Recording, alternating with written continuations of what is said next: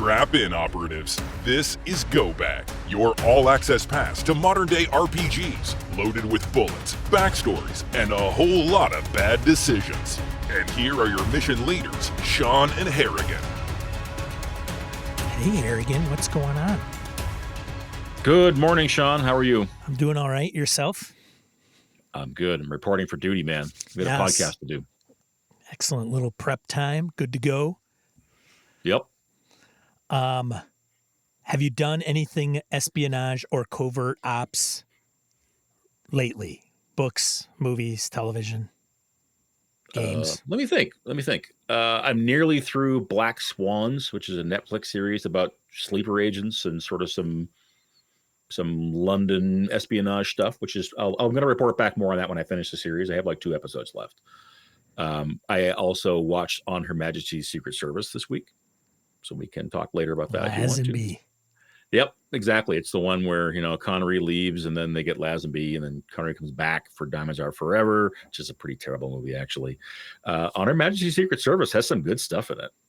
It's not a perfect movie. It's kind of slow in parts, but man, it's kind of cool to see like clearly the Connery era filmmakers doing something different with, a different actor and whatnot. Like the music, it feels just like a Connery movie. It's pretty cool. And then lastly, I am starting up a covert ops game on the play-by-post site Gamers Plane. So that's just getting going. We haven't built characters yet and whatnot, but I figure alongside this podcast, it makes sense to run as many of these games as we can. So that's what I'm doing. What about you? I watched The American, and the first episode, you're like, and The American, have you seen it? And I said, yes. But what I thought you said was The Americans. Yeah, no S. Have you watched The Americans? I have not, and I've heard great things about it. It's a great series. Yeah, I'll have to watch it. Yeah. But I have friends who have always been on now about I that. can say I have watched both The Americans and The American. So I watched They're 2 very different things, right? They are very much different. And yes. So The Americans are streaming. I think you can get it on Amazon and maybe Netflix. I think it pops off and on. But it's the sleeper agents, that Russian sleeper agents that are pretty American. Mm-hmm. Yeah. That's a pretty good show, I would say. And then The American with George Clooney. I don't know if I liked it. I don't know. Really? I love that movie. Good. But you watched both this week? No, I've watched The Americans for like a while ago, years ago. I don't know if I even. Okay. I don't know if I watched the ending. Mm-hmm. That's where it left off because I think I was already caught up and it still had a season to release, which I think was the last one. But The American I saw last night. Oh, okay. So you watched it recently and didn't like it so much. I thought it was okay. I haven't seen it in years. I'd have to revisit it, but I remember loving it. But I remember.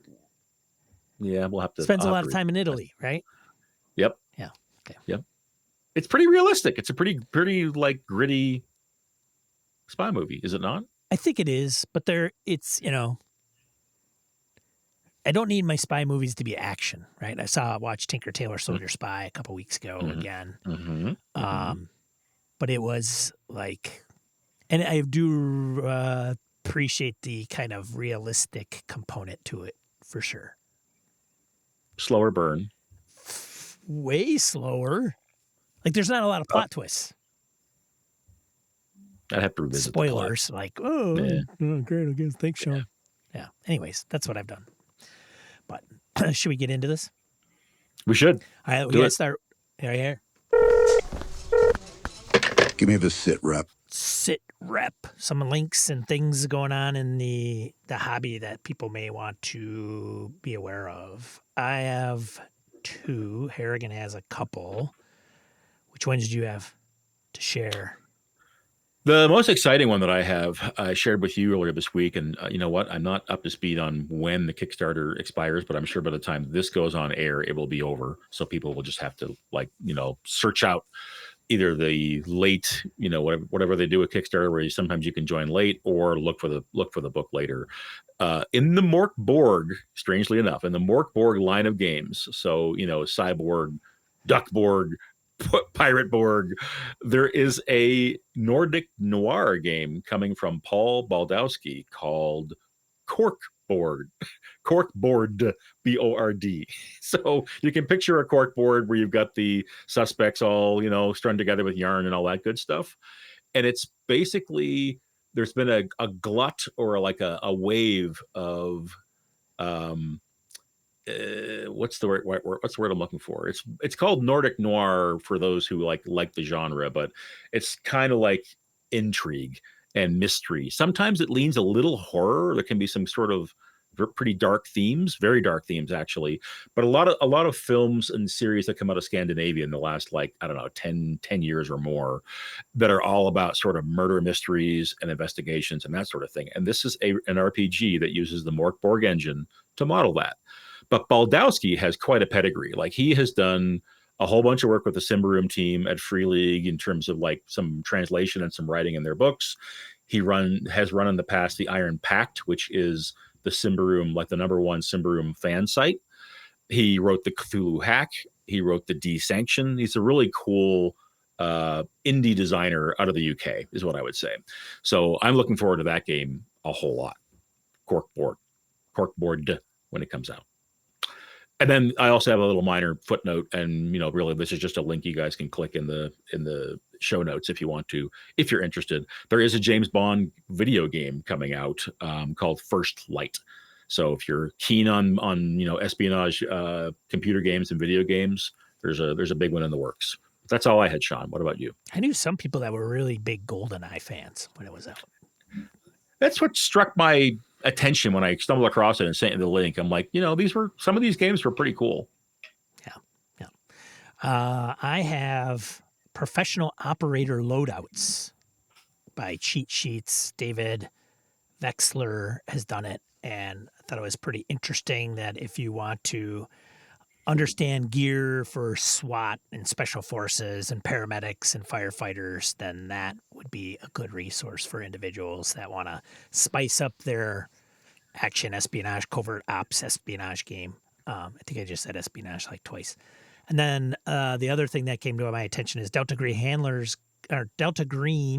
Handler's Screen, not to be mistaken for the Handler's Guide, 2025. So some people, I think even Harrigan was like, they really needed a handler screen, and they just came out with one. And I'm like, well, actually, this is the second one that they've come out with, but I don't know if it's changed much. So I haven't bought it, but it's just released as of like a few days prior to this recording, September 7th. So there you go. Very cool. Yeah, I don't think I have the old one. When you mentioned it, I think my comment was, it's about time they came out with one. You're like, they've had one before, right? Yeah. Yeah, and I use mine quite a bit. I mean, sometimes if you like, it has all the skills in it, which is nice. Mm-hmm. You don't need a character sheet in front of you. It's all there. Like, what skill should I have them check? And then it has some of the modifiers. It has the sanity, like how much sanity you take and what that triggers, right? So if it's like 5 or more, then it's a disorder and things like that. So there are some helpful things in there. I say that because sometimes you get a screen and it's like, I know, all that great, So, anyways, so that's what we have. So I think that's it. Now let's get into Encrypted Comms. Sir, we have an incoming encrypted transmission. Do you want to read the one from Andy Hall, our first write-in? I could do that. This is unscripted. Sean did not tell me he was going to do that. Well, I'm sorry. That's how I roll, man. You're fine. I don't know if you're new here. Yeah. Well, I am, it turns out. I guess you are. Yeah. All right. So this is a message received from Andy Hall. Hey there, Harrigan and Sean. I am down for the new pod. I am planning to run a Three Musketeers game. I see espionage and intrigue as a significant part of the game idea. While I think of espionage and counterintelligence as a modern thing, people have been doing spy stuff since day one. Maybe there's room for main topics about tradecraft through time. I need to dig into the subject matter myself. Opinions will differ, but I don't think a grounded espionage game works if the player characters have supernatural powers. And then Andy adds, as for my favorite spy shows, I really like Patriot. He provides a link. It's about a pot-smoking, folk-singing operative who is trying to prevent Iran from getting nukes amazing cast and many Canadian actors. End communication. Andy Hall. Thanks, Andy. I'm gonna have to check out the Patriot. Patriot? Patriot, yeah. Sounds like one of those lighter-hearted takes on things. Maybe. What do you think about Andy's sort of overall, concept here of driving some espionage action into a Three Musketeers style game? Yes. I mean, part of the Three Musketeers was to some extent, right, between England and France at that time. Oh yeah. Not just England and France. So I think you and I talked last week, maybe it was last week, maybe it was 2 weeks ago, about how, recall you were like, this is only slightly less old than the oldest profession, right? Right, yes. Being a, someone who's sneaky and spying and all that kind of stuff. But that is like really true. So picture it in the, if you're talking like 16th, 17th, 18th centuries all through Europe and whatnot, and, even through the whole Renaissance period and after the, late Middle Ages, there's so much about like the schisms in the church, about changing like political boundaries and lines and nationalities and all that stuff. So all the way from like English Civil War to U.S. Revolution to American Revolution to French Revolution, it's like loaded with this kind of thing where all you're talking about is people who are trying to get information on one another so they can get an advantage, so they can use it in a military way, so they can use it in a commercial way, etc. So there's all kinds of stuff you could do in a Three Musketeers setting where you have a benefactor, right, who is like working for the cardinal, and he wants you to take on his enemies, but he wants you to do it by infiltrating into his enemies' forces. Those enemies might not be like an opposing like nationality; they might be a different church or even a different different part of the same country, kind of thing. So I think there's tons you can do with espionage, even in virtually any time period. As for his comment on Supernatural, I mean, I think you can, but how does it impact the game, I guess, if you're trying to do espionage? I wouldn't think that, if you're a mind reader, it would do well, but. Kind of depends. I think, my general predilection is to have like, if you're going to have supernatural powers and magic and those sorts of things, I either want them to be interesting or rare or think through what it means to have it in the setting. So if it's widespread, that changes the whole economy. That changes the way espionage is done. Right. But I do think there could be some interesting things where maybe it's a subset of either people or characters or classes or whatever who have these abilities. So if you have someone who can read a mind from 10 feet away and like maybe through a wall 5 feet away, they're an incredibly powerful asset if they're not commonplace. So I do think that could be a pretty neat game if the characters represent a group of people who are either powered up that way or have devices that allow them to do these sorts of things. Like I'm not picturing it as like a Harry Potter style sort of thing where there's just magic all over and whatnot. But I do think if you treated it the right way, it could be kind of cool. And there's even a whole, subset of the genre, which is about someone like take Jason Bourne and his whole group of people who they tried to make super agents, right, in a variety of ways. And then one of them escapes. And then the agency's coming after you. I think this leans itself really hard into that type of play. And in fact, there's a game called Cyrun by Megan Baker, I think. If I get that right, we'll have to check that later, which is all about basically psionically powered operatives who escaped their captors. They escaped their creators. And the game is about being on the run from the agency who's chasing you. So there's actually lots of examples of supernatural powers, but I agree that like you don't need like dragons flying overhead and magicians on every street corner and that sort of thing, right? But what is your take on whether you would do it or not, or whether it's interesting or not? So was it McGay Baker? Is it McGay? McGay, yeah. I think it is. Vincent's wife, yeah. Yeah, McGay. Yep. Shadow Force Archer was a popular spycraft setting and had a slew of books that were an offshoot of spycraft that did have, I think, mystics in it. So if you are interested in checking that out from an RPG perspective, it's been done. But I didn't get into Shadow Force Archer because I didn't want to dink around with that stuff. Like I wanted it separate. And so I was a big Spycraft guy. But I own some of the Shadow Force Archer stuff. It's also very, an organization that might have had those things, and then there were probably counter organizations that had those things and made it an interesting dynamic in that regard. So I don't know. It's not my specific jam, but I mean, it's not. Yeah, I can see it. I mean, part of this whole milieu that we're talking about is that there can be an underbelly or a part of society that the John Q public doesn't know about. Right. Like the average person on the streets, like, I'm going to work. I got my ham sandwich. And in the sewers, in the back rooms, in the alleys, there's a battle going on, and it might be just spy action like it is in the real world. Right. You might do the GURPS thing and just put a twist and say there's Illuminati.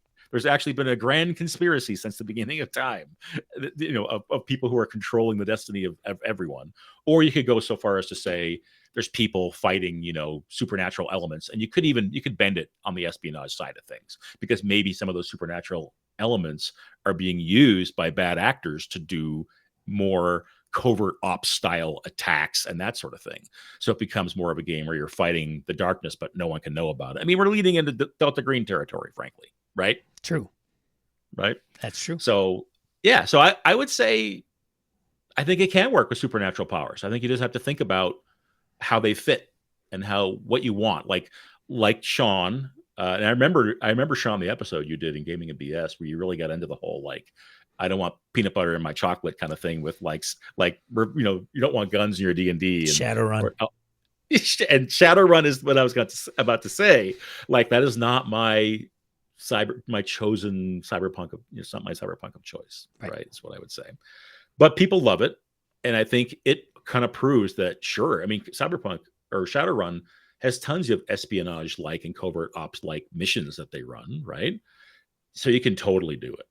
It's just a matter of whether everybody at the table enjoys it or not. Yeah. Let us know, Andy, what you choose to run or explore in that space. I'm interested to know how it goes and what you choose. Yeah.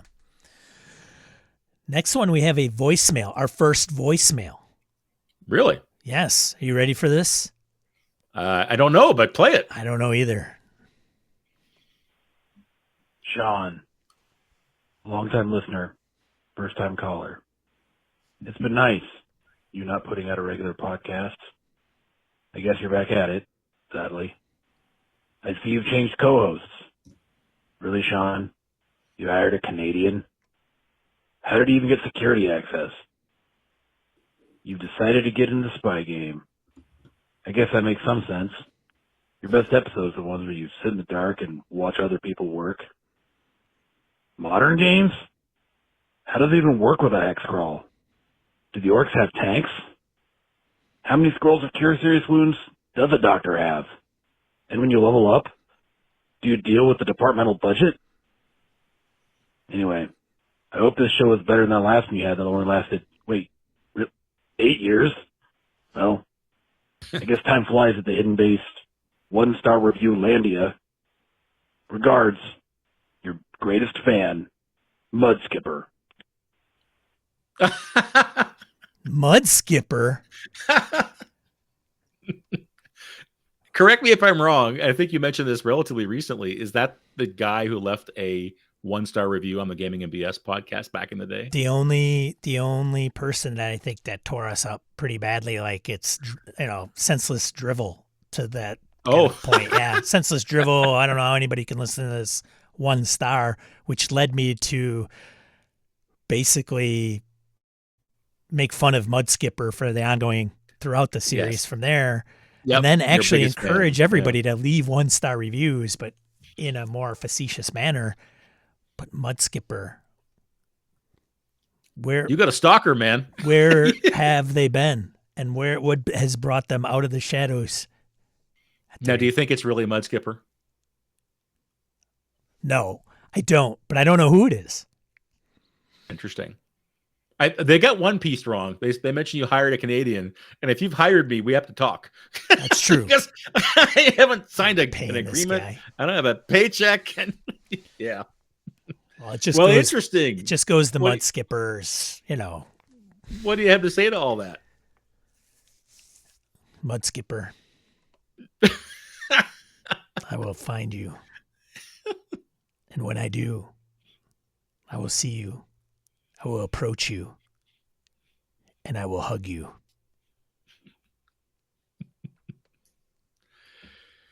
Killing me softly. Oh my. So quite a shock and a surprise to listen to the end of that thing and go, oh, who's this? Well, Mudskipper.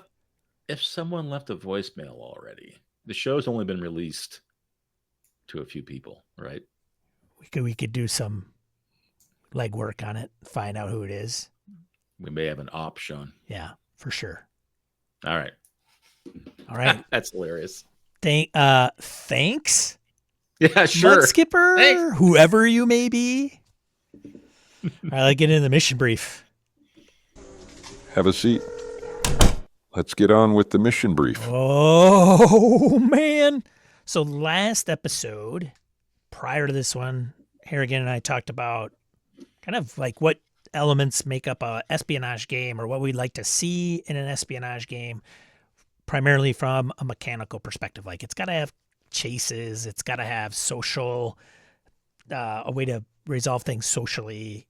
And then there was reputation we talked about. Classified has that component. Some have hero points and things of that nature. And in this one, we're talking about the tone and subject matter, not necessarily mechanics based. Is that a fair assessment of what we're covering today? Yes. Yeah, I think I would describe it as the feel of the game, the characteristics that what's in the game, what's the content in the game, what you would once upon a time call fluff. The subject matter, the stuff, right? Mechanics aside. And it can be, I think what we're going to talk about today, Sean, is not necessarily any specific game or anything like that, because various RPGs do a great job of providing setting material and sample mission types and all that kind of stuff. So we're going to take a step back from that and I think have a wider view of what is inside of a good espionage or covert ops game session, right? So yeah. But there's a caveat to what you were going to say. What's the caveat? Well, it's not. What's the difference? Oh, between... in terms of the split that you and I talked about before the show. Yes. So in thinking about this throughout the week, it really struck me that espionage games are, well, let me describe it a different way. Last week we talked about these 4 different gritty, I think adventurous, heroic, cinematic and heroic kind of thing. By the end of the discussion, I don't know if you noticed this, Sean, but by the end of the discussion, we kind of broken it down into gritty or cinematic, right? So it's sort of it's realistic, more like the real world in spy territory, or it's more of the cinematic movie action that's a little higher flying and all that kind of stuff. That's one way to break it down. The other way that I've been thinking about this week to break it down is more about when you talk about action adventure films and the fact that we talked about we're going to do a podcast focused on spies and espionage and covert ops. If you look at the definitions and look at the things that have happened through time, there's quite a dividing line. Espionage is really about intelligence and about information. So true espionage is agents who are trying to find things out, to secretly obtain information, to sow disinformation, etc. And those operations often lead to a covert op, which is more like the wet works team, the special ops, the black ops, the team of 12 people lined up in the hallway with night vision goggles and black tactical gear who are about to break in because the spy has identified where they have to hit, right? It's so as we go through this, I think we're talking largely about espionage style games today, or espionage fiction. But what I think has really happened is there's been this huge blending of the true spy world of like pure espionage, where like the whole idea is like to not get discovered. You might be alone in the other country or in the company you're inserted into or whatever, right? You don't have a lot of support necessarily. There's been a huge blending of the people who do that upfront work with the people who then come in and hit hard and do the covert ops are typically about doing damage to either an organization or to, a country, whatever. And then that sometimes leads to military action. So we're sort of like three different tiers of this. And one thing I saw a couple of weeks ago that really kind of spurred me on this, Sean, is basically how the U.S. got involved in Afghanistan, and whether or not we're neither here nor there on whether we should have gone over there and what good we eventually did and how we got out and all that sort of stuff.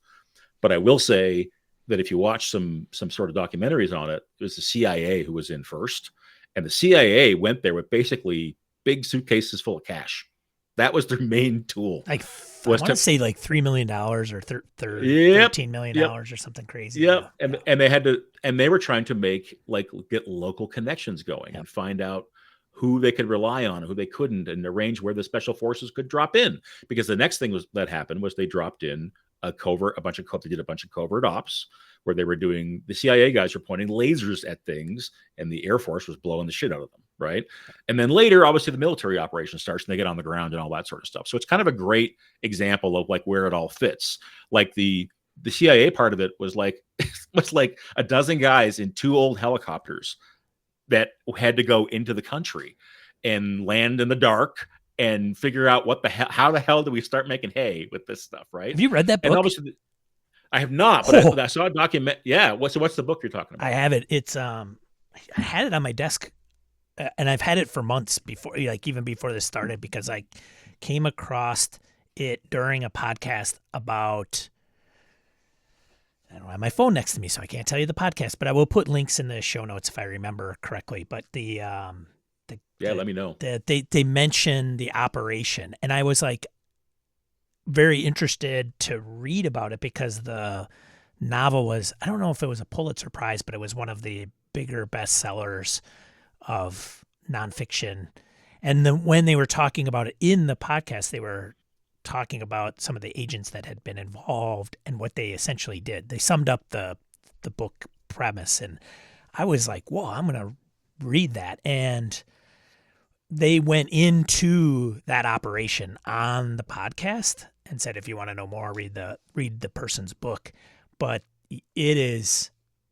And that went to John Walker Lynn. So if you remember John Walker Lynn, who was the first American person unveiled as a Taliban member, that was part of that operation that went really haywire in the end, to the point where they called in the Brits that were local. And they're like, hello, we need help. And they were like,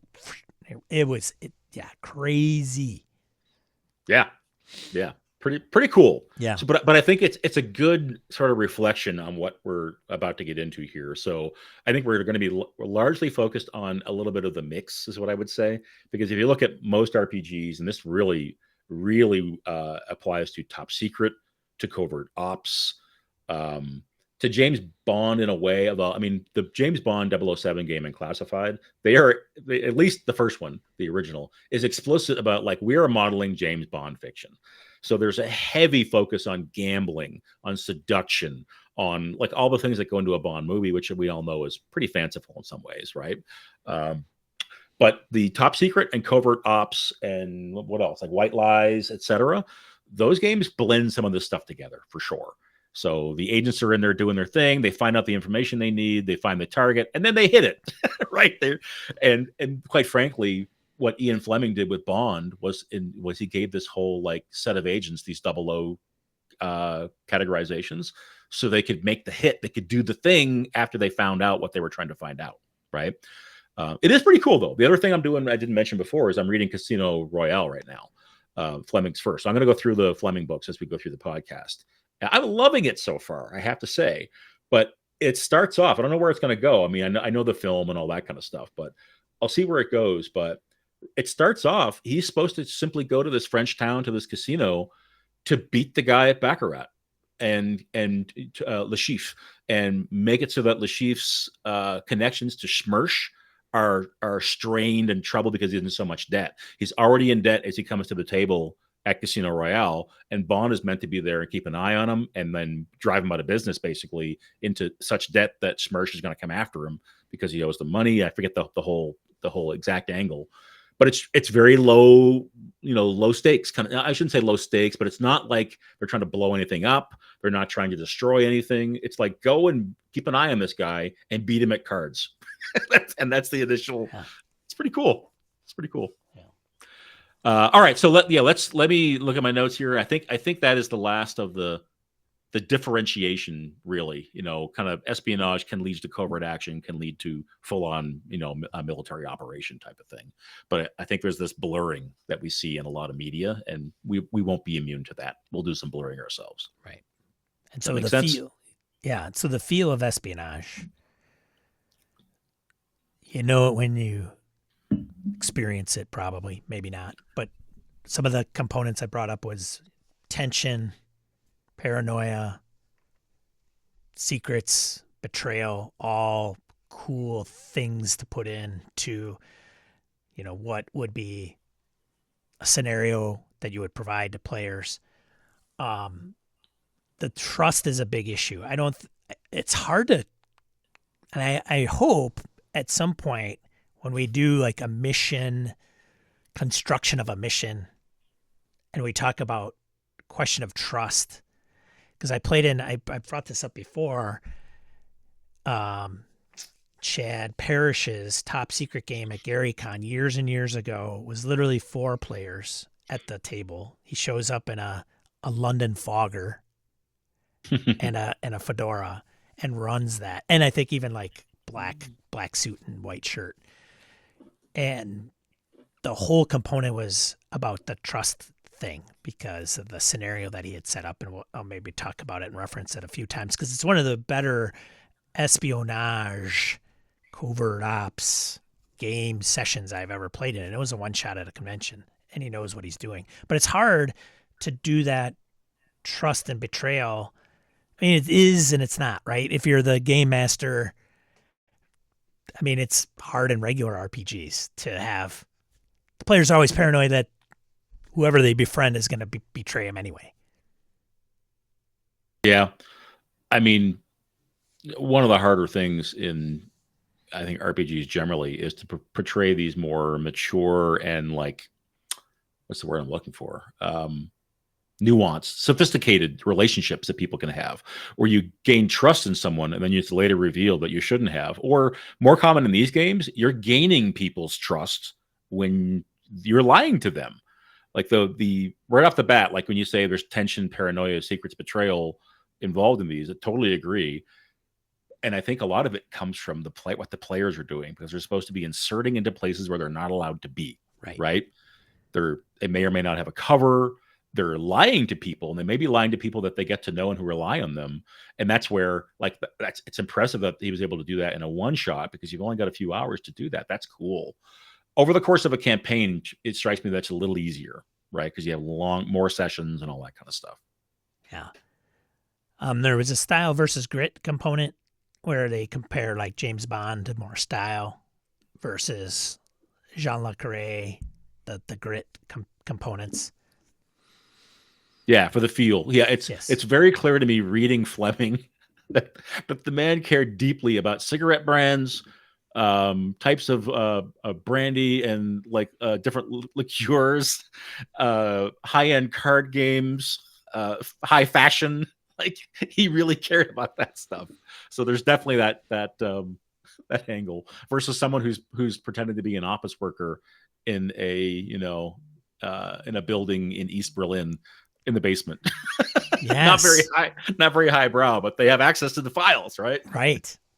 Yeah. In the Americans, they play, there's components where they earn the trust of regular people working in the office. Yeah. And they do it. It's pretty crazy, I think, and that's a component. But also the ordinary people in extraordinary situations, which is always an interesting one, because I think some of us want to play the Joe Kickass or Jane Kickass, Jason Bourne, when sometimes it's just being the regular person. Yeah. And then running into all kinds of goofy things. Like, it's fertile ground, I think, because you can go all the way from like you are the world's premier super agent, and you have the backing of an entire government and satellite network and operatives who are nearby you can call in, to you've been embedded for 5 years and there's no support structure other than your dead drop meetings that you have, twice a year or once a month or whatever it might be, right? There's just all kinds of room between that, where I don't know, there's lots of good storytelling potential in there. We talk about the roles that are taking place within an espionage game, whether it's what the title of the game master is usually referred to as, or the player characters. Things like terms like spies, assets, case officers. So there's a lot of jargon that also coincides with this. So some people are going to be like, well, what's the difference between, a case officer and a handler? And maybe, and some of those details. So handlers and controllers is another component. You have double agents, triple agents, defectors. Like, what? So should we talk about what's the difference between a spy, an asset, and a case officer is quick? Yeah, and I hope you have it down because, the answer is yes, we should. I think assets is pretty general because assets can be someone who doesn't work for you but is friendly. It can be someone you can pay that will do something. It could be an agent that's been embedded for 5 years you've never activated, correct? Like assets can be pretty broad. And assets could be resources, usually a person. Yeah, I'm thinking people. Yeah. People that aren't employed by the agency, right, if you will, right? They're just used to further the mission or further the cause of whatever is done, right? Like, it could be an asset could be an internal employee at a company. Yeah, if you have them like you're blackmailing them or you're paying them or they're friendly for some other reason, right? All those things. And they may be they may not know that they also are true. An asset. Yeah, that's kind of that's a cool take. Yeah. Yeah, for sure. Case officer. I don't have all these defined necessarily, but I think we can. Good, because neither do I. Yeah.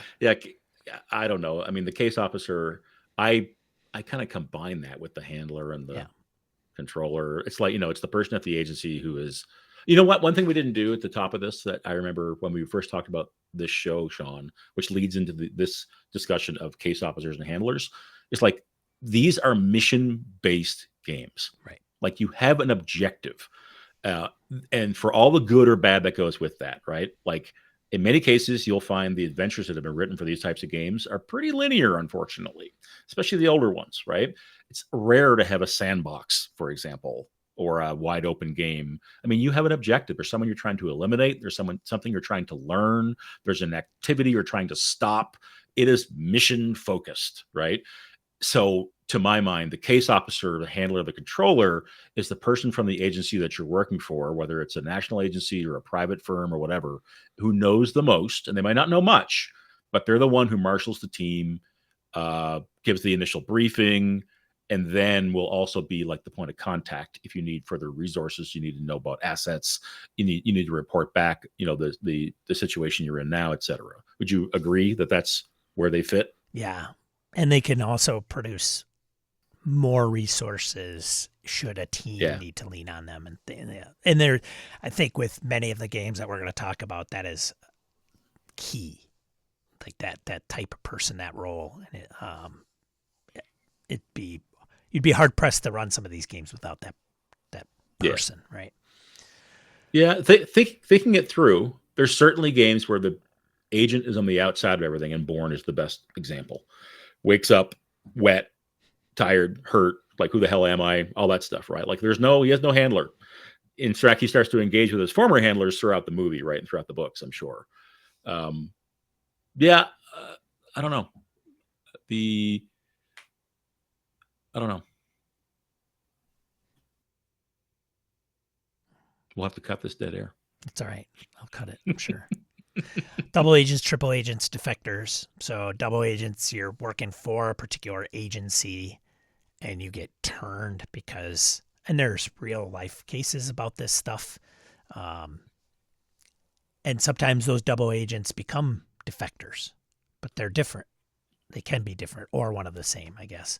A defector may not be a double agent. And then a triple agent is like, almost counterintelligence plus a double agent where, you're working double agent working for the CIA and you're supposed to be uncovering things for, say, intelligence for the CIA to act on. But the Russians want to pay you a bunch of money or, to your point earlier, blackmail you. And now you're getting those secrets from the CIA and moving them over to the KGB Russians. There's many motivations for that, Yes. right? For the double agent, the triple agent, the defector, which everything from they're greedy and you can pay them off with money, to you've got their daughter, to they got information on you you don't want revealed, etc. So in fact, I think it's a staple of the genre for sure. Yeah. I do. You mentioned counterintelligence there a minute ago. I don't think that gets as much play as it maybe could in some either movies, books, or games. I'm sure there's whole sets of novels devoted to this, but basically breaking up your enemy's intelligence network and providing them misinformation and all that sort of stuff, right? More like maybe the Russians goes there, or the Americans, maybe that goes there. I don't know. Or not only that, but if you're running counterintelligence, so when we recorded, was it the first episode, second episode? I'm losing track already, and it's only been 2. But you had mentioned being at a convention and people saying, espionage, part of a government, gross, right? But counterintelligence would be interesting because they could also be internal, like they're the internal affairs for police sometimes. So they could be actually hunting down internal agents of an agency that may be leaking things or is the double agent, and they're trying to find that person. So they may not have to go and assassinate a foreign government's official or prime minister or something some people may cringe at when it comes to government work and influence. But actually, and then if it's, maybe it's not a government agency, it's somebody else within the organization.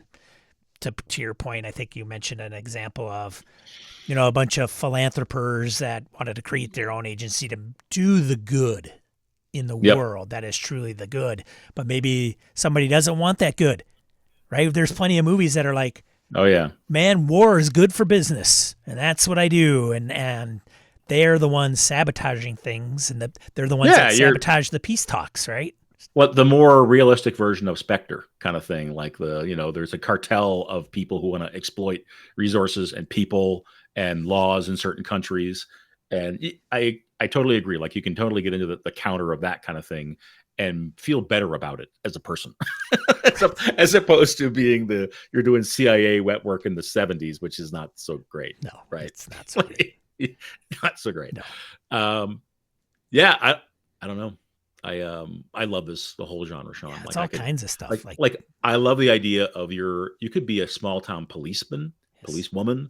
You could work for the FBI, and because the FBI often coordinates in like local cases in which you discover there's a spy network operating here, kind of thing, right? And then it becomes like the scope broadens. I think it could make for a really cool game. And in some ways, we're nibbling back at Delta Green's edges as well, because in many cases you can be local law enforcement, you can be from all walks of life. Really, it bends towards law enforcement, certainly for the agents, but in that game you have the greater good of trying to prevent cosmic horror from overwhelming everybody, so you can feel good about the work that you do, right? Yeah. One thing we didn't include was, like, to your point about police work, is there's informants, and there could be informants at a higher level as well, right? I don't think informants I usually equate to beat cops, versus like an espionage asset, if you will, I would say. But Fair. So yeah, let's round up the discussion on roles here. I think your notes, you also had, there's lots of bureaucrats, there's analysts. So we're just talking about the characters that populate these stories, right? So the analysts at Langley, at MI6 or MI5, there's always a contractor and a mercenary element that can come into this, right? They don't want to be tied back to the agency, so they hire a freelancer, right? There's probably a trail there, but it's they're not an official employee. There's plausible deniability, so we hire Harrigan. Have you seen the Gray Man? I have not. So the Gray Man's kind of all about this. It's a high-end operative who's trained for his whole life, blah blah blah, unstoppable, yada yada. But like there's a changing of the guard in the CIA, and the new guards, like these old agents we used to have, were kind of born like they're too rogue. We can't control them. We're gonna stop that program, right? It's not as dark or dramatic as like we're gonna kill them all kind of thing. But what happens is the new head of the CIA has a bunch of mercenaries they use so they can cover their trail and do things that are untoward and not have a tie back to the agency. So there's a big mercenary element. So the Gray Man, the whole movie long, is fighting this mercenary company who's working for his boss, essentially. So it's better than it gets than the reviews. I think it's a better movie than there's an amazing set piece. I think it's in Prague. There's a big shootout and a train chase. It's great, actually. It's worth it. The movie is worth it for the one big set piece. About 3/4 of the way through the movie alone. It's pretty good. But stay on track here. I agree on the informants thing.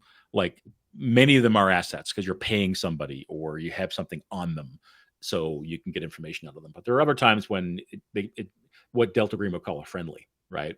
Where they just provide information because they believe in the cause, or you have relationships or whatever it might be. I do think, like, I love the idea of, just we're talking broadly roles. I like moles, sleeper agents who are, and this Black Swan show is about that. And the Americans is kind of about that too, where they're in place for a long time, then get activated kind of thing. Right. Love all that stuff.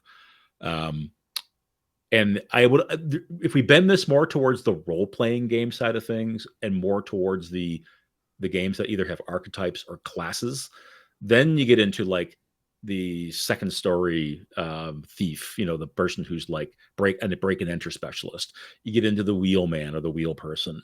You get into the hacker. You get into the soldier or the soldier of fortune or whatever. Like the person is really good at combat, and it can break down kind of that way. So the roles can, if you get away from the reality of it or the cinematic reality of it, it can break down more in games so that people all have their own like niche that they're occupying. Right.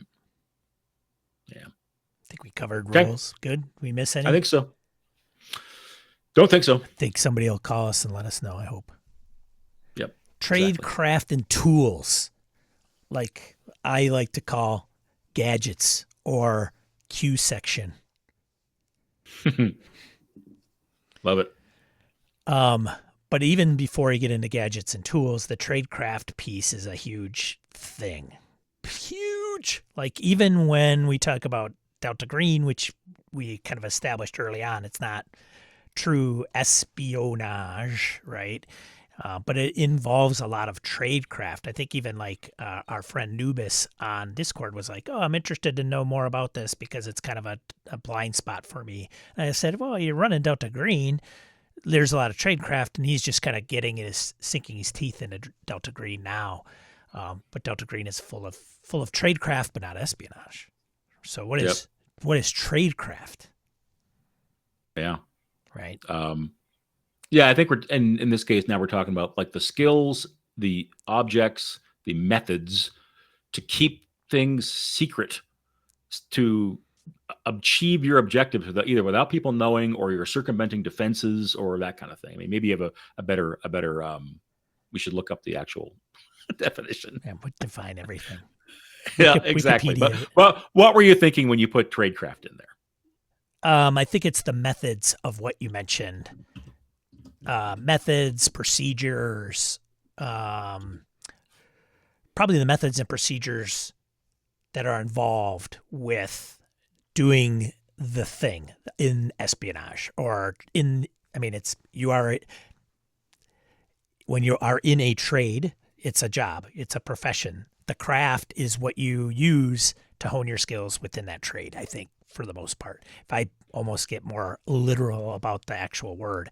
So in games like the ones that we're going to be talking about, you're acquiring information, you're instilling a level of trust into individuals so that you can obtain information even if it's not actual truth.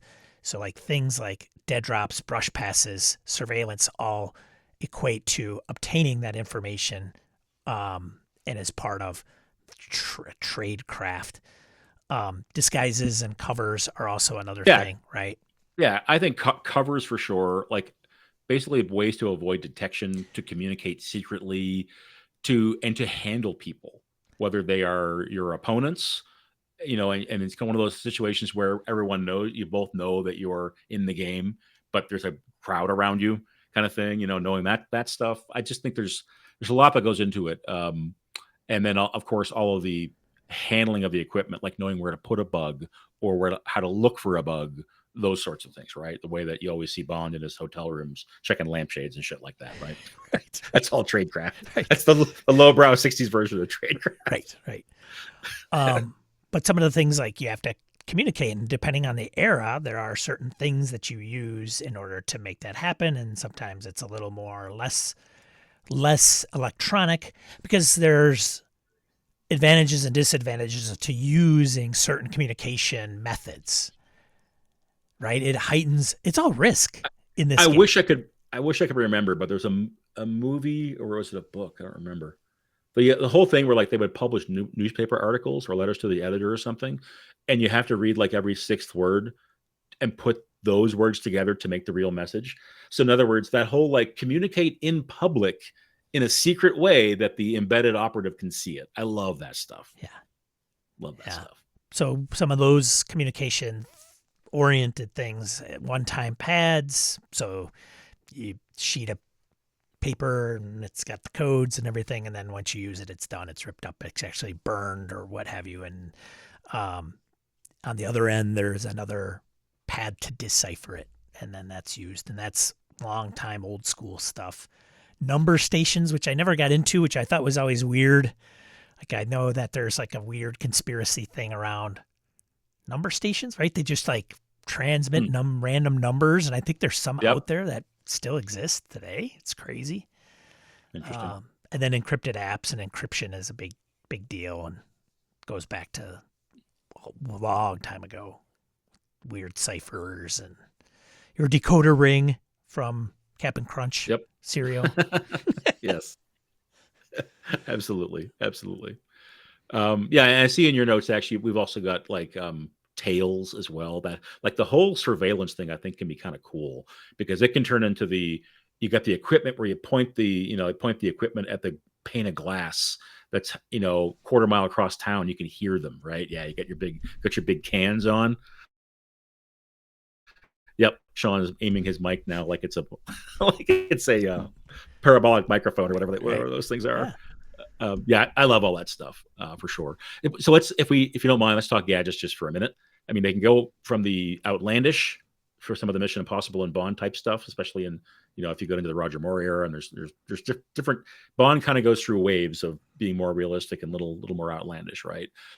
But I love the stuff that's real as well, like microdots and that kind of thing, where there's like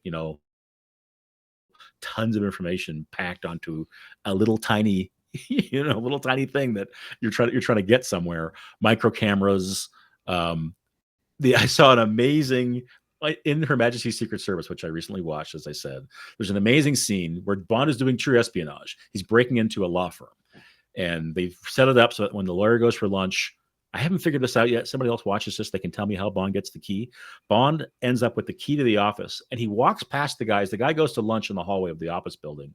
Lazenby walks past him. Bond walks past him. They do not touch. But later on the street, you see the lawyer patting himself down like, I seem to have lost my key or something. And then, Bond's like, look what I have. It's the key to the office. And, click, and he's inside, right? I haven't figured out quite how he did that. But when he gets inside, he's just looking for some documents that tie them to Blofeld from Spectre, because Blofeld's using this law firm to do some genealogical research of all things, right? As you do. So this is the best part. He finds the safe, and this is an office building in Switzerland, I think. Goes to the window, and across the street is a construction site. The construction site is owned by the father of the woman he's in love with, who he's entangled with already, who is like a criminal, like worldwide international criminal boss that Bond seems to somehow get along with in this movie. So set that aside. So what does he do? They use a crane to lift a machine from the construction site to the window where Bond is in the office building. And he pulls out what is the size of like a steamer trunk, like a big trunk. He pulls it out, he opens it up, and Sean, it is a machine that does two things. He attaches like a magnet on like a wire to the safe, and so it does the auto safe cracking thing, right? Where you see the 6 LED digits, and they're all like running and counting down, counting 1 through 10 over and over again, and they're slowly like lock the first one in, lock the second one in, lock the third one in. So I'm like, that's kind of cool. And yeah, the machine's huge to do this. He gets into the safe. He finds the documents he wants. He wants to copy them. The machine is also what's called a photostat. He makes a photocopy of the documents. He has lifted it like a Xerox up into the room, makes the copy, and then he bundles it all up, puts it back in the like the basket that the crane has outside. It takes it away, and he gets away scot-free. But it's just this absurd. The machine must weigh 200 pounds. It made me laugh so hard. It was great. So I love that the kind of interesting thinking that goes into the gadgets and whatnot. And then I will sorry to go on here, but I will compare and contrast that with something in Casino Royale, which I think is really cool, but I haven't really fully investigated yet. When there's a bomb that goes off early in that book, and they are investigating to see who was responsible, and they get some prints, and they were able to use a machine. And this is like in like 1952 or 3 or something when this was written. There's a machine called a Belinograph, which allows you in the 50s by phone to send images. So I have to look at it, but they basically, Bond is collaborating with both the CIA and with French Secret Service as well.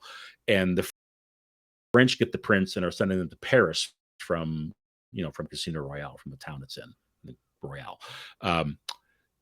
It's just kind of amazing to me that in the 50s that existed, that they could transmit that stuff. So, doing the digging on the realistic side of things, I think there's some really cool stuff that you can unearth. And I'm hoping as we go through all the RPGs, and they all have their gadget sections, some of that stuff is included. So we get some of the real world OSS and other real world spy tech kind of thing. Yeah. We got a few more to cover. Yeah. Plot devices, all kinds of things that you can get into. Mole hunts, so looking at individuals that are internally leaking secrets out to the enemy, usually a double agent, but a mole is a specific thing, right? And there is a definition of what it's like, why it's called a mole. I can't remember what it was offhand, but I think it's... Oh, really? Yeah. I want to say it has to do with the animal, but I can't say for sure, right? So for those who are listening, Sean, for those who are listening for whatever reason and don't know what a mole is, in the espionage world, it's someone in your organization is providing someone else with information, right? Like you have a leak, basically. Tinker Tailor Soldier Spy is a good one for that. Yeah. Who's the mole? Yes. Defections and double crosses. So these are all plots where you sit down as a game master, come up with a mission that'll probably involve one of these things. And honeypots. So do you want to describe what a honeypot is? I don't know that I can do it justice. If you have it on the tip of your tongue, go ahead. It's, I think, more of a putting something out there that's going to attract maybe an agent or a double agent to it in order to maybe capture them. And sometimes honeypots are not easily set up because they have to be realistic so that it's not like, well, that's a trap to the opposing agent that you're trying to capture or unveil and expose. So honeypots are usually done in tech, right, for hackers. I was just going to say, now that you're going into it, in cybersecurity, it's used all the time. Yeah, so it's basically a distraction and a trap or a, occupy their resources where they don't want to be spending them instead of on the real stuff. That too. Right. Yeah. It's kind of a diversion to, well, let's give them all this stuff that's just a bunch of nonsense, but they think it's actually, valuable. So then they're not doing what they could be doing, which is really bad stuff. Blown covers, safe house compromised. So those are things when you're on the run. Maybe it's part of a scenario that you're dealing with because now they know who you are or who the player characters are. They might know who the players are, but player characters. And then the safe house, if you're not familiar with a safe house, that's just a place where it's usually set up by the handler or the organization that has been swept of bugs. It's off the radar. It's a place that they can go that is that nobody knows where it is. It's a safe place to be. And sometimes when that is compromised, then people can put bugs in there and realize and surveil it, and then find out who is really behind what's going on if agents are going there. So another way to garner information to uncover opposing agencies, forces, groups, right? Maybe blown because of the mole. Because of the mole. Mm-hmm. Time pressure, extraction before discovery and countdowns. If there's always a time factor, there's a bomb that's going to go off. The train is going to be derailed. It's all kinds of time things. Somebody's going to die at a certain point in time. Linking back to something we talked about at the top of the show as well, the whole covert ops versus espionage. Sometimes the espionage piece does not have as much time pressure, I find. Like the agent might be in place for a long time. Right? Yes. When you're running the covert op, when you're running that thing where you have to get the 10-man team into a place or you're hitting from two different directions, usually then time is of the utmost importance, right? You have a limited window kind of thing, right? So I think it certainly can really, really matter, but it doesn't always matter. Conspiracies reaching into governments. So the Americans and Condor. So a couple influences there. I'm not sure. I mean, yes, there are conspiracy components to look into and leverage. Specifically, Delta Green's a big one, but I don't know if I would.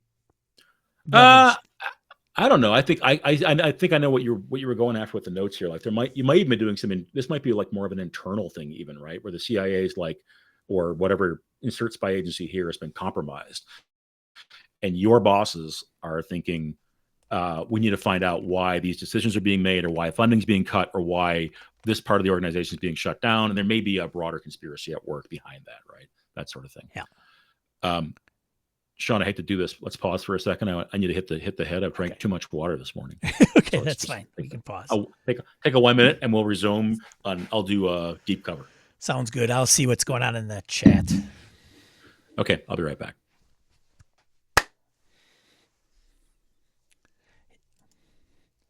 Yeah. Hey, Aaron, I don't know. We're going to try this. We'll see. I don't know how Patreon is. I have it open on my computer, which is probably not cool that I'm streaming and downloading at the same time, but we wanted to give this a check, and I may have to resort to YouTube, which I can also do, making sure I have no files being synced, and we just kind of more of a trial run than anything. If you're still there, you might have bolted, probably because it's intolerable. And I had a weird thing in getting it to run properly. And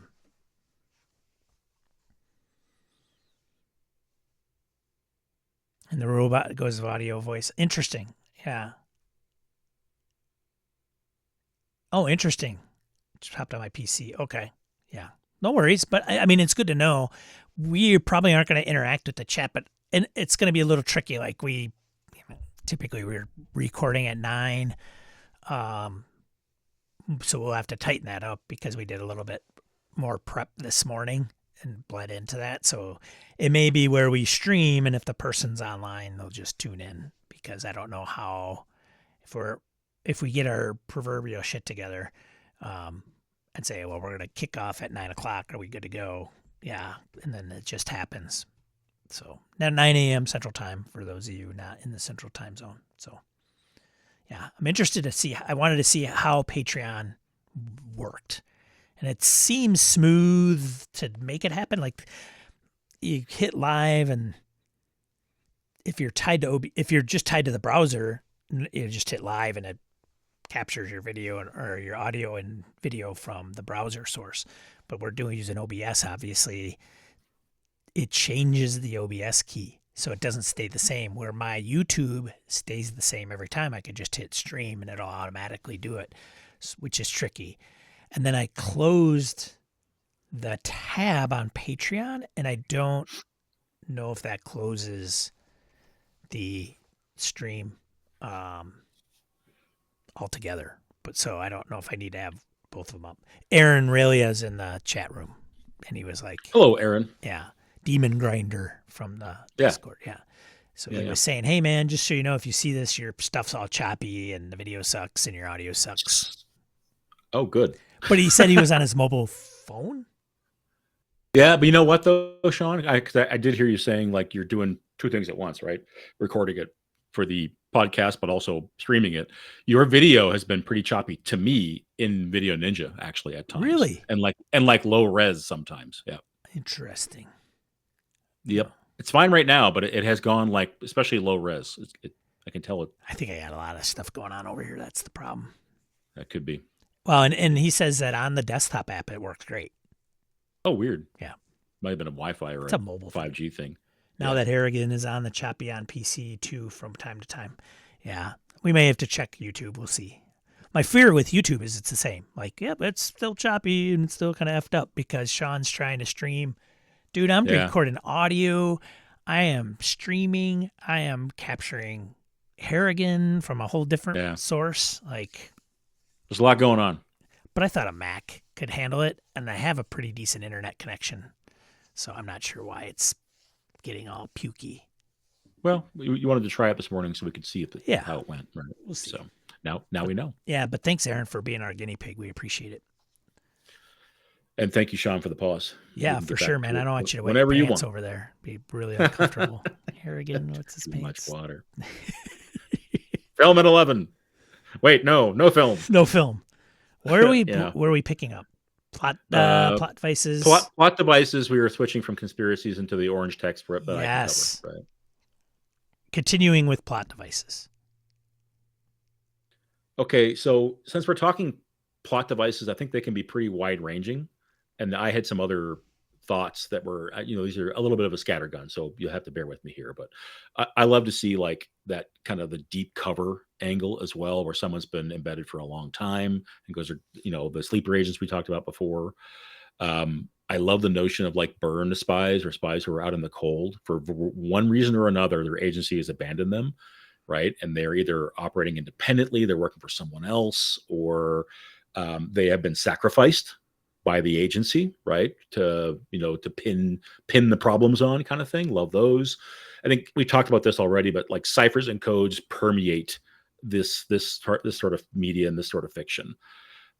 You've already talked about dead drops. There are also live drops, which are kind of cool. So dead drops are those things where information is passed without the people actually talking or meeting, whether it's a briefcase that gets picked up after someone sets it down, etc. And the live drops, I just discovered this week, the live drops are meant to be those like short briefing sessions where you actually meet with your handler or meet with the other party out in the field in a clandestine fashion, in that kind of way. And I think there's a brush method.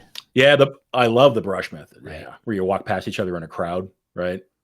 Yeah. Well, what movie was it? It was a great movie where there's a brush method of assassination as well. There's just a little pin through the sleeve of the jacket kind of thing, and they get poisoned. Yeah. And it's as people are leaving a subway, very crowded scene, one of those things like the leader of the Ukraine at one point. Or was it Ukraine? I think, right? Like he for Velashenko, I think, right? I think it was him. Yeah, They hit him with poison, like tea. They hit him up at tea at a restaurant. Yeah. Yeah, not great. Not great. As the fiction becomes a little more, Bond-like or cinematic, there's the whole idea of femme fatales, right? I think forgeries, impersonations can be really large. And then the last one I've got on my little list here is often these missions are about like providing either bolstering like a certain type of propaganda or destabilizing a government. So now you're leaning a little more towards the real side of things where I'm sorry, it's not a 2-hour movie when this all takes place. It takes, 3 years to insert the right agents and to destabilize the group that you want to destabilize. But I think, you could make it so that the games are at the critical point of that happening, or get, the missions about getting the agent into the right place or getting them out after the mission is complete, the extraction, like that kind of thing. So yeah, there's as we move through the show, Sean, I think we can return to this one. There's so many plot devices that are, cliche and are fun, frankly. Yeah, I think we should come up with a list of them so that if anybody were like to come up with a scenario for their game, they just like, what should I do? Here's a list. And I think there's some RPGs that have those actually in them. Yeah, as we go through them, they absolutely, some of them have tables around mission types and whatnot. And a lot of this stuff comes to the fore when you do that, when you make those rolls and whatnot. Cool. Language and lingo, which we've kind of covered and touched on already, but there's some that are even more weird and strange that are out there that we probably won't typically get into. But a lot of like RPG systems, even Top Secret, Harrigan, you have probably not seen the Top Secret book, which is usually sitting right next to me. I have the box right next to me, but I think the book behind me. But it's not a thick game. I think it's like 100 pages. Single staple down the center, but there is a large glossary of terms in the Top Secret original by TSR. And I'm sure there's other RPGs that have it as well, but like we mentioned, asset, safe house, a black bag job, go bag obviously is part of that. Hello. Harrigan is holding up Spook Talk from where? So all right. So again, a bit of a callback to when we were talking about like espionage versus covert ops versus special ops, blah, blah, blah. Right. One of the things that stuck in my head about why there's this in reality, there's this dividing line is because GURPS has not one book, but 3 books that cover this. It has espionage, it has covert ops, and it has special ops. Right. In espionage, Sean, there are at the back, how many? I'm flipping, still going. More than 12 pages of definitions for what they call spook talk. And it's all this stuff. So maybe I'll put something up on the hearth at some point from these pages, these old water damages. I found this book, Espionage. I'll wiggle it so people can hear it. One of those ones that I found secondhand. So it's in hard shape. It clearly was water damaged at some point. So it's got that like wave through the pages, right? I stuck in the freezer to exactly, the pages. Exactly. Yeah. But at the time where I was living, like GURPS, some GURPS books were either out of print or really hard to find. So it took me forever to find this one. So it's not in the best of condition. Interesting. But it would be fun to kind of go through it because it has just reams of different spy talk, all of which is out of date, but I think a lot of it probably still applies, right? Now, I think with just mention about jargon and then we can move on because I don't want to spend that'd be like 2 episodes just talking about different jargon and terms and defining them all. Yep. But, if you start to, it's good to use those in a game and start to inject those because it'll start increasing and getting that, it'll start influencing the tone of the game and your characters will start to learn what some of those things are, even if they're not, huge nerds like Harrigan and I about some of that information. It just really helps set that mood when you start getting into that. But it can be a little overwhelming and daunting, and it's certainly not needed for every single thing you say. Our website's going to be full of it. We've already implemented it in the Patreon, and we've talked about it with just even our episodes and what we're covering. So it's something because we want to immerse the listener into what we're talking about. That was the purpose of it. Setting and tone. So setting and tone, era is going to come into that. Locations, exotic locations. Bond is known for that. But, Cold War era is going to be a big thing. Berlin, and having it when it was split up is quite a bit different than it is now today, or even pre-World War II. Vienna, London, they're just so great. They're so great set pieces, right? Not Washington, maybe, I guess. I don't know why. Some of us Americans, I think, I personally whoa, it's Prague and, Budapest, and we're going to London, and it's like the bazaar and the cobblestone and, all kinds of, tea and coffee, which we have in the U.S., but it's just more unique when it's in Europe or Asia, right? I think some of this has to do with, the era that we grew up in and what we were, we're less exposed to the world 40 years ago more than we are now in terms of places you can go and, access to information and images on the internet and all that kind of stuff. So it definitely seemed in a good way, because I know that people can take this the wrong way, but it definitely seemed, a lot of it seemed more exotic and more unfamiliar and mysterious and, quite frankly, enthralling, really cool. What are these places where they're going? Budapest, what's that like, kind of thing. So I'm with you 100%. And I know that, this may be where we start to show that we're a little long on the tooth on some of this stuff, where I think people who are a little younger may not have the same, may not put on the same pedestal. For me, Sean, there's no better those European cities where it's dark and there's either a foot chase or a car chase through narrow alleys and whatnot, super cool. I just love it. But that also, you can get into the Southeast Asia and whatnot as well in terms of the cool cities there. There's just all over the world. And that's one of the things that's kind of cool about Bond is that it goes from Brazil to Jamaica to, just all over Japan, to New Orleans. There are some cities in the U.S. that do get some treatment from this stuff, right? Especially the New York cities of the of the country. But yeah, I mean, a part of the genre is that it takes place all over the place, usually internationally, right? Yeah.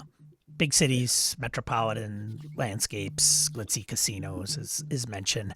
I think metropolitan areas, because, let's face it, if you're unless you're on the lam and you want to be incognito and you go to rural northern Wisconsin to disappear for 6 months, hopefully nobody will find you up there. But, it's also good to, when you're in a big city like New York City, it might be easier to get lost than if you are in the middle of nowhere, Wisconsin, and there's one person in the middle of nowhere. But that's odd. I have traces of you going there. It's probably not hard to pick you out of a 40-acre swath of land, so to speak, right? Yep. And that, there are always exceptions, right? I think there's these days with so many different properties that are on the market from books and film and series, there's lots of these where it is a little lower stakes, a little more grounded in terms of where it is. So I think you do find the whole the spy returned home after they retired and now they're back in Ohio, that kind of thing. And it happens as well in I forget what film it is. Guy retires back to Ireland and his profession follows him there, even though he's retired, sort of thing. Right. Right. And I think then locations take on a thing of themselves in some of these situations. How does that location impact the scenario? If it's busy or not? If it's not busy, what does that mean? If it's not densely populated, what does that mean? And a lot of different things can impact what happens and what resources people have available. Yeah, I mean, did you see? Is it the third of the Daniel Craig Bond films? Do you see Skyfall? I have seen Skyfall in the middle of Scotland, right? Yeah. Right. So that's a pretty distinct location. Yes. That's quite unlike casinos and all the rest, right? So you know what? Let me say this. A sense of place matters in these games. That's what I would say. Whether it is the French Riviera or whether it is, you're up in Labrador in Canada amongst the crags and there's some oil refining or hydropower that you're trying to sabotage, right? That kind of thing. I think you're not in boring places that are kind of also ran is generally what you would see. Right. What about some specific scenes, like specific places, not cities, but types of buildings and that kind of thing? Yeah. Well, I mean, the casinos we've mentioned, Casino Royale. Yeah. You can't have Casino Royale without Yeah. the casino. Without the Royale with cheese. the Royale cheese. Yes, the McDonald's of France. Yeah. France. Indeed. Indeed. But you mentioned embassies, bazaars. Yeah, I mean, gala events, big fancy hotels, dinner parties, like all those, where everybody's dressed up. And I still to this day love the oh damn it, what is the Arnold Schwarzenegger Tom Arnold movie where he's an agent? Action hero. Action. No, not Last Action Hero. The one with Jamie Lee Curtis as his wife. I thought that was Last Action Hero. No. No, it's not. I thought it was. No. He's gonna look it up, folks. Go ahead and look it up. Arnold. It's worth it. It's a James Cameron movie, I think. I'm pretty sure. True Lies. True Lies. You're right. So I think True Lies, does it not have the wetsuit pull away to the tuxedo? It does, but that's a spoof, right? Yeah. From Bond. Off of. Yeah. Is it From Russia with Love? No. Oh, I don't know. It's when he swims in his scuba gear to a gala. Mm-hmm.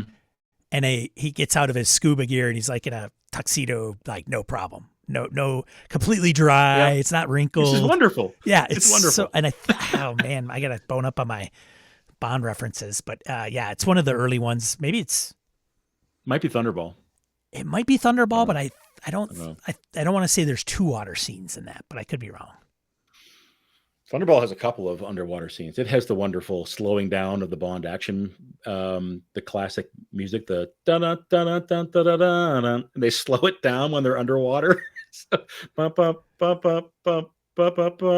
Yes, it's so good. Yes, it's so good. I want to say it was From Russia with Love, but I could be wrong. Anyways. I need to rewatch a lot of the early ones. It's been years since I've seen a lot of those. Why I don't have the entire series is absolutely beyond me. I've probably put that thing in my cart so many times that I'm like, why do I need 13 Bond movies? All right, we're drifting. Let's get back on track for those locations.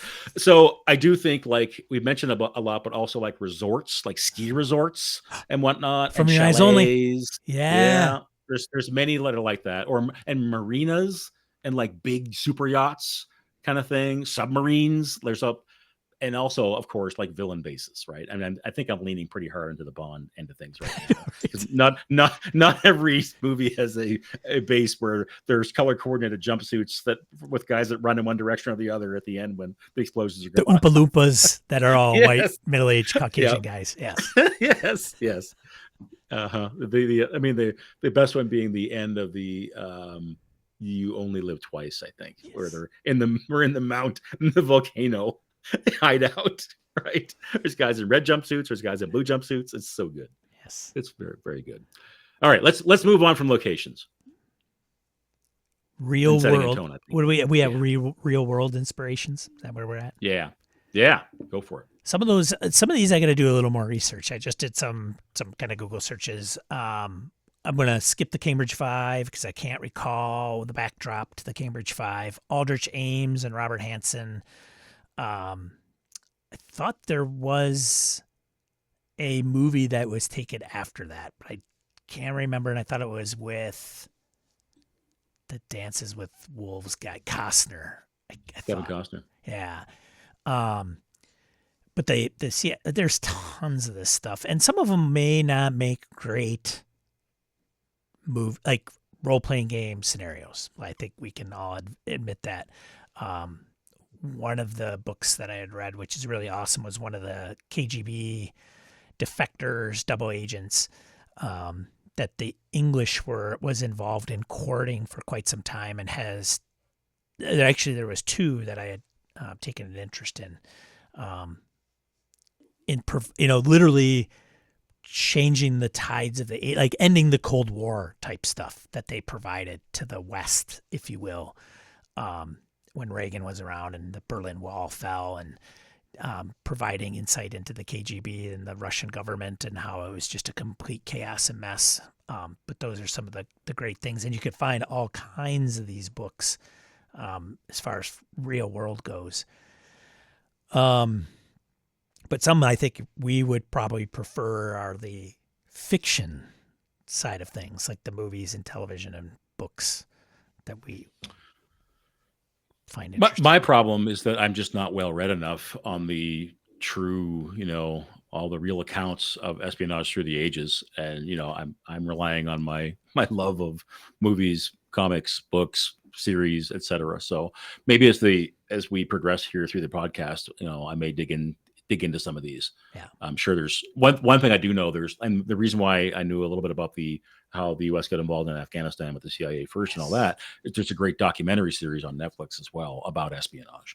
So I'm going to try to get a little smarter about that stuff, because I feel like I'm way out of my depth when it comes to talking about real operations and whatnot. There was one, I cannot remember his name. I want to say it's Tolachevsky, but he was a person that was he was an engineer and very much into the development of radar technology for the Russians.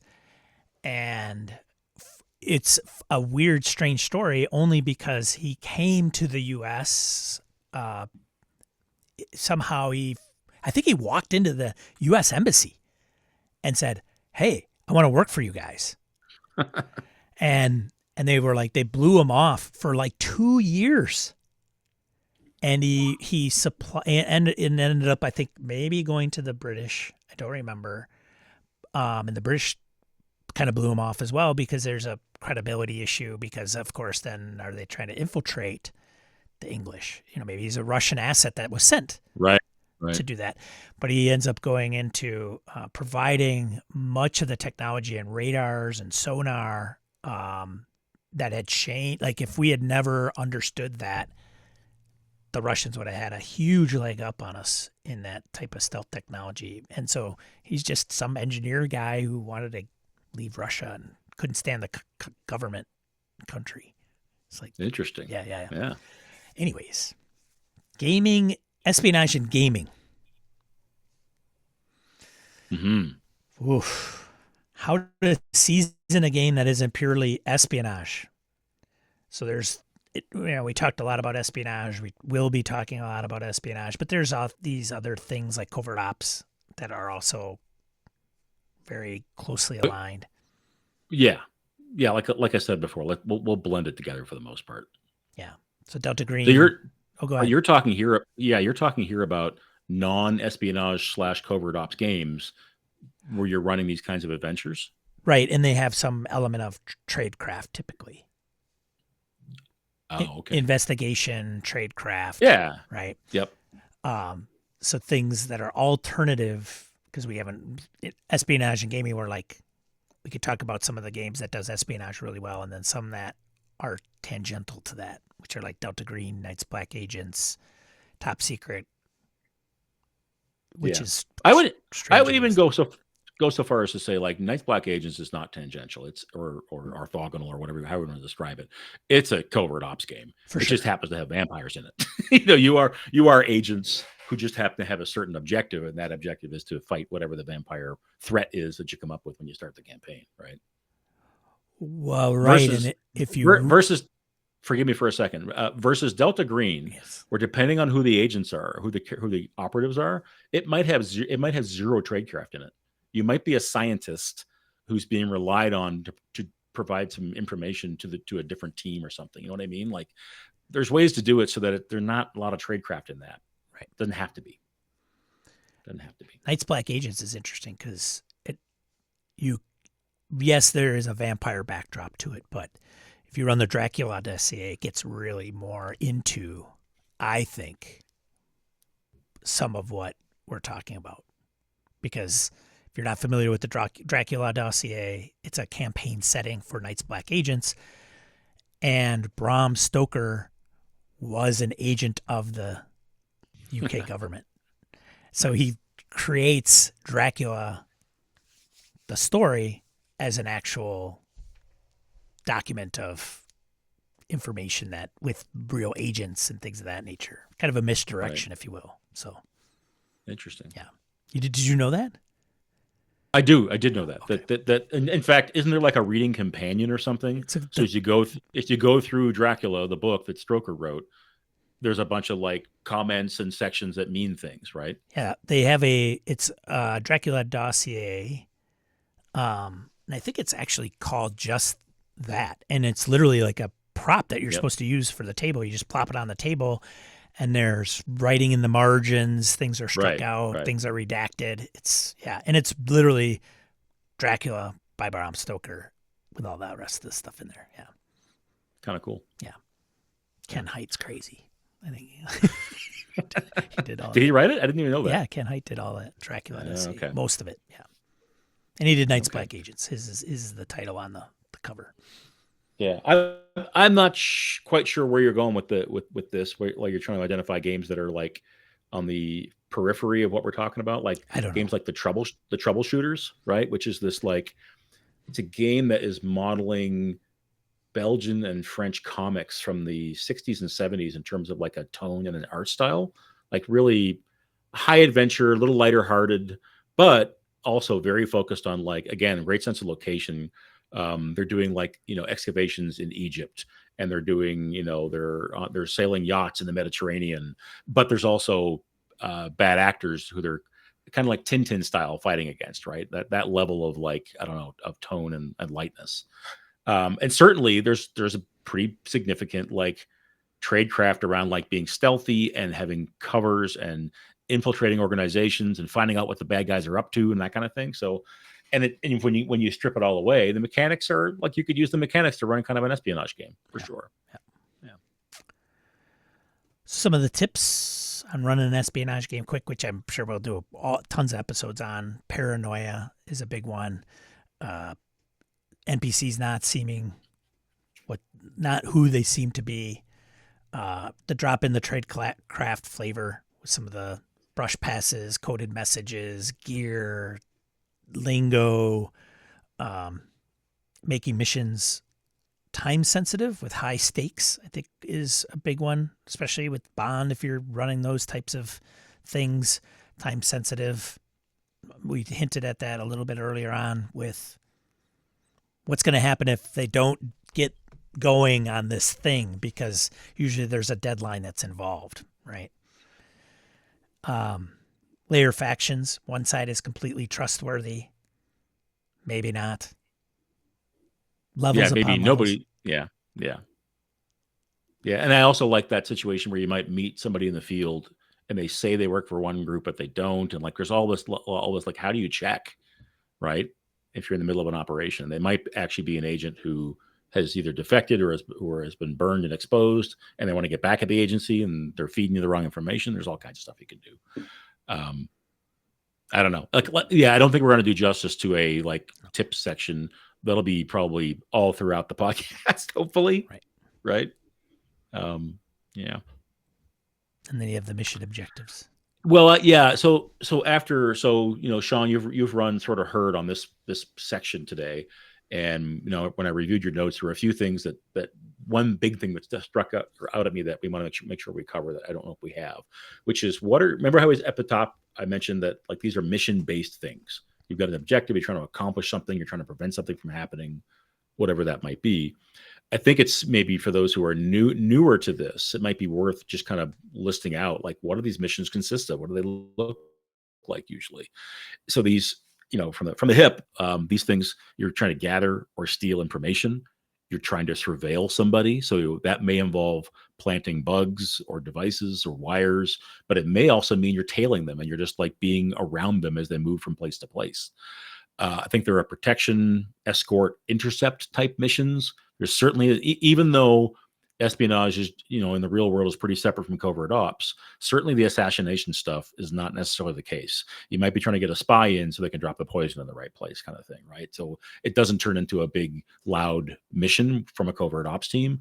It, in fact, is an assassination that's done on the down low and no one knows that they were actually, it's a murder. They think they were killed accidentally kind of thing, right? We talked a little bit about like the destabilization. So I think sowing disinformation can be important. There's blackmail, And there also might even be like exercising control over somebody. So you have something on them, or you might be going to get something on them so you can exercise that control. Sabotage, absolutely. What else?